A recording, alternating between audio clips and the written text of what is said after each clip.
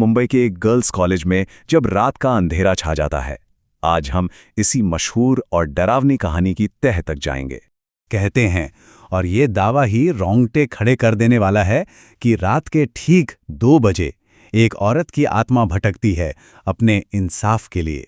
तो सवाल यह है कि आखिर ये जगह है कौन सी और इसके पीछे की कहानी क्या है। चलिए इसी में थोड़ा और गहरे उतरते हैं।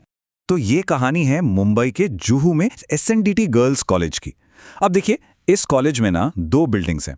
एक तो नई नवेली, जहां आज भी क्लासें लगती हैं, स्टूडेंट्स आते जाते हैं, और दूसरी है एक पुरानी, बिल्कुल वीरान, खंडहर हो चुकी बिल्डिंग। और हाँ, यही वो पुरानी बिल्डिंग है जिसके बारे में लोग कहते हैं कि यहाँ एक टीचर की आत्मा भटकती है। देर रात को उसकी आवाज़ पूरे कॉलेज कैंपस में गूंजती है। और अब इस कहानी में एंट्री होती है उन लोगों की जिन्होंने इस बात को, इस किंवदंती को चुनौती देने का फैसला कर लिया, और शायद उन्हें अंदाजा भी नहीं था कि आगे क्या होने वाला है। मिलिए रोहन से, 20 साल का एक नौजवान। अब हुआ ये कि उसकी एक दोस्त जो उसी कॉलेज में पढ़ती थी, उसने उसे ये कहानी सुनाई, और रोहन, जो इन भूत प्रेत की बातों में बिल्कुल यकीन नहीं करता था, वो उसका मजाक उड़ाने लगा। अब भाई, अपना मजाक उड़ता देख किसे अच्छा लगता है। तो रोहन की दोस्त ने उसे सीधा सीधा चैलेंज कर दिया, हिम्मत है तो उस पुरानी बिल्डिंग में एक रात गुजार के दिखाओ। रोहन ने तो फौरन हाँ कर दी और अपने जिगरी दोस्त विशाल को भी इस एडवेंचर पे साथ ले जाने का प्लान बना लिया। और बस यहीं से कहानी का वो हिस्सा शुरू होता है जहां से सब कुछ बदल जाता है। वो उस जगह में दाखिल होते हैं जहां से असली खौफ शुरू होता है। घड़ी में रात के 1:30 बज रहे थे। रोहन और विशाल हाथों में टॉर्च लिए कॉलेज के पिछले दरवाजे से अंदर घुसे। बिल्कुल दबे पांव वो उस डरावनी पुरानी बिल्डिंग की तरफ बढ़ने लगे। जैसे ही वो बिल्डिंग के पास पहुंचे, विशाल की तो हालत खराब होने लगी। दीवारों पर हर तरफ जंगली झाड़ियां उगाई थीं। अंदर का नजारा तो और भी डरावना था। हर कोने में मकड़ी के जाले और जंग लगे दरवाजों की वो चरमराती आवाज, बस यही उनकी हिम्मत तोड़ रही थी। पेड़ों से घिरी उस बिल्डिंग में ना एक अजीब सी, बहुत भारी खामोशी थी। इतनी खामोशी कि हर कदम पर वो दोनों सिर्फ अपनी तेज होती दिल की धड़कनों को ही सुन पा रहे थे। और यहीं, इसी जगह पर वो खामोशी अचानक और बहुत ही भयानक तरीके से टूटती है। वो अभी अलग अलग क्लासरूम में झांक ही रहे थे कि अचानक उन्हें क्लासरूम से एक औरत की आवाज सुनाई दी, बिल्कुल साफ, जैसे कोई टीचर बच्चों को पहाड़े पढ़ा रही हो। 2 एकम 2, 2 दूनी 4, 2 तिया 6। अब ये आवाज सुनते ही विशाल के तो पसीने छूट गए, लेकिन रोहन को अब भी लग रहा था कि कोई उनके साथ मजाक कर रहा है। जैसे ही वो हिम्मत करके उस क्लासरूम के पास गए, आवाजें एकदम से बंद हो गई। लेकिन वहां पहुंचते ही उन्हें एक अजीब, एक अननेचुरल सी ठंडक महसूस हुई, मानो वो किसी बड़े से फ्रीजर के सामने खड़े हों। रोहन ने हिम्मत जुटाई और अंदर झांका। क्लासरूम खाली था।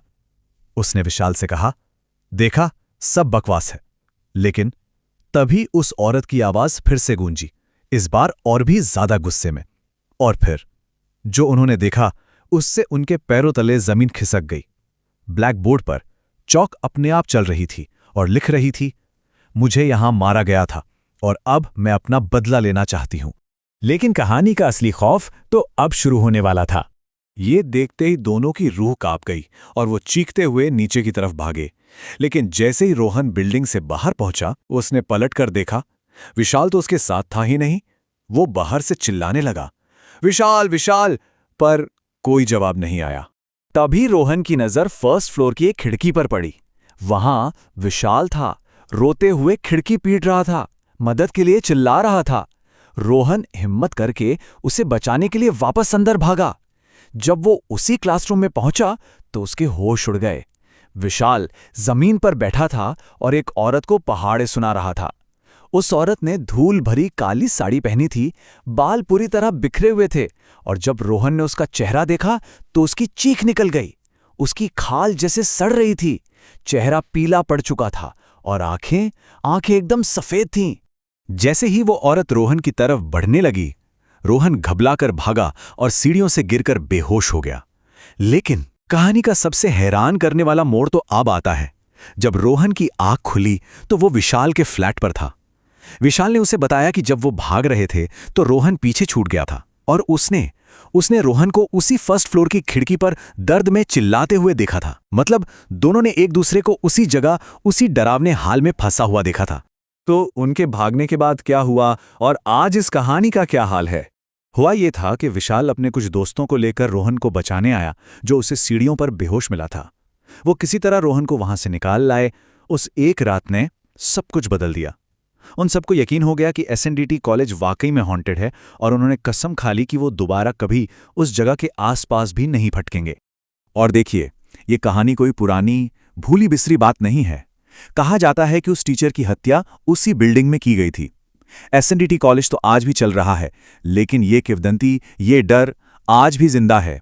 वहां के स्टूडेंट्स आज भी उस आत्मा से डरते हैं जिसके बारे में कहा जाता है कि वो अब भी अपने बदले का इंतजार कर रही है। कहते हैं कि आज भी रात 12 बजे के बाद कोई उस क्लासरूम के पास जाने की हिम्मत नहीं करता, इस डर से कि कहीं वो उसका अगला शिकार न बन जाए। और सवाल यही है कि उसका बदला अभी बाकी है, तो अगला कौन होगा?